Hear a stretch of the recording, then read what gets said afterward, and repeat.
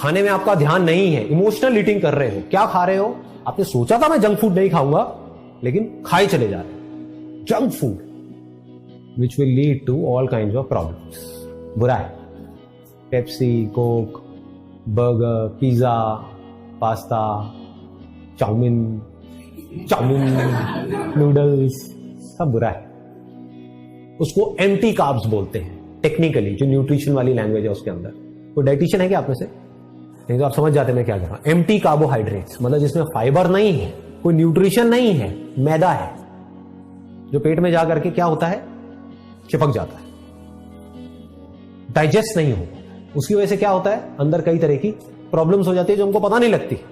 पता कब लगती है? जब हमारा मूड बेवजह ही खराब रहने लग जाता है। होता है ऐसा, मूड बिना बात के खराब रहने लग जाता है। उसका लिंक किससे है? आयुर्वेदा बड़ा सिंपल सी एक बात कहती है, आयुर्वेदा इज एक्सट्रीमली स्ट्रॉन्ग। अगर आप साइंटिफिकली उसको समझोगे, वो क्या कहती है, हर बीमारी की जड़ क्या है? पेट है। यह आयुर्वेदा का एसेंस है। आप अपने पेट को हेल्दी रखो, सब हेल्दी है। कुछ भी खाओगे डाइजेस्ट हो जाएगा। अगर आपका डाइजेशन ठीक है तो, डाइजेशन ठीक नहीं है तो क्या होगा? कुछ अच्छा भी खाओगे वो भी डाइजेस्ट नहीं होगा। डाइजेस्ट नहीं होगा तो क्या होगा? पेट की वजह से अनलिमिटेड प्रॉब्लम्स होंगी, बॉडी के लेवल पे और माइंड के लेवल पे। बहुत सारे लोगों को पता ही नहीं है कि हमारा आयुर्वेदिक ट्रेडिशन है क्या, उसको मिस इंटरप्रेट करते हैं। हम जो वेस्टर्न मेडिसिन है उसको ज्यादा इंपॉर्टेंस देते हैं। बीमार पड़ गए तो क्या है, 2 गोलियां खाओ ना, दर्द हो रहा है गोली खाओ, बट वो क्या है, सप्रेशन है। आपकी बॉडी रिएक्ट कर रही है अंदर कुछ प्रॉब्लम्स की वजह से, और उस रिएक्शन को, उन सिम्टम्स को आप सप्रेस कर रहे हैं। वो अच्छा है आपके लिए, बुरा है? बुरा है, बहुत बुरा है। अगर अंदर लेजीनेस है बॉडी में, एक्सरसाइज करने का मन नहीं कर रहा है, कुछ करने का मन नहीं कर रहा है, इसका मतलब अंदर बॉडी में कुछ गड़बड़ हो रही है। ये क्या है? सिम्टम्स है। कि कुछ बड़ी गड़बड़ हो उससे पहले इन सिम्टम्स को समझ करके अपनी डाइट में और अपने लाइफस्टाइल में अगर हम चेंजेस ले आते हैं तो धीरे धीरे वो प्रॉब्लम्स की जड़ ठीक हो जाएगी। वो नहीं करते हैं और हम क्या करते हैं, आप मानो ये नहीं करते हो, आप कहते हो यार बॉडी में ना बड़ा मतलब लेथार्जिक सा हो रहा है, तो क्या करो एनर्जी के लिए? कॉफी पियो।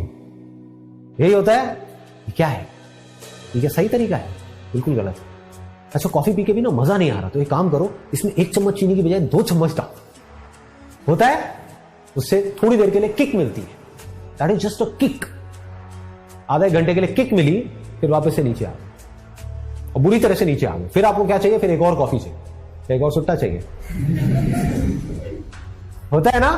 हाँ, तो इन चीजों को समझो बारीकी से। आयुर्वेदा क्या कहता है? Food is medicine, you don't need medicine. कितनी अच्छी बात है, देखो, फूड इज मेडिसिन। अगर हम समझ करके खाएं कि हमारी बॉडी टाइप के अकॉर्डिंग क्या अच्छा है खाना, कितनी अच्छी बात है। तो अगर ये बात हमको समझ आ जाए और हम इस हिसाब से चलने लग जाए तो मेडिसिन की हमें जरूरत ही नहीं है। But we need medicine. Extreme cases में जरूरत है, वहां पर ठीक है एलोपैथी।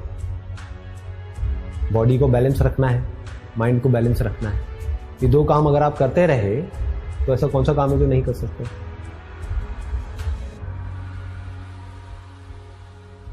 लेकिन इसको हम भूल जाते हैं। आप में से कितने हैं जो अपनी बॉडी के ऊपर बहुत अच्छे तरीके से काम कर रहे हैं डेली? अगर हमने अपनी बॉडी को ठीक नहीं किया तो जितना मर्जी आप बड़ा गोल सेट कर लो, अगर वो गोल अचीव कर भी लिया तो that's not going to be worthwhile. मजा ही नहीं आ रहा होगा उस टाइम पे। आप कहोगे यार चक्कर क्या है, मैंने सब कुछ तो अचीव कर लिया, मजा नहीं आ रहा लाइफ, क्योंकि एनर्जी नहीं होगी अंदर से। ये एनर्जी कैसे मिलती है? हाँ, 1 is nutrition, absolutely. Second is कि कैसे हम अपनी बॉडी में कहां क्या प्रॉब्लम्स आ रही हैं, क्या हम इतने अवेयर हैं कि कहां ब्लॉकेजेस आ रही हैं, और उसको खोलने के लिए हमको क्या करना है सही टाइम पे।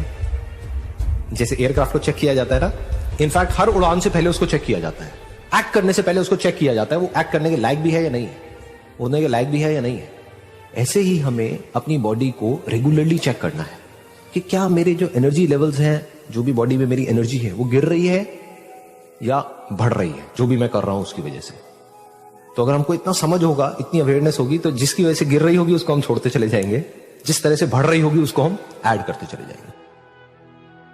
मेंटली होने से पहले फिजिकली फिट होना है, बिकॉज आप मेंटली तब तक फिट नहीं हो सकते जब तक कि आप फिजिकली फिट नहीं हो।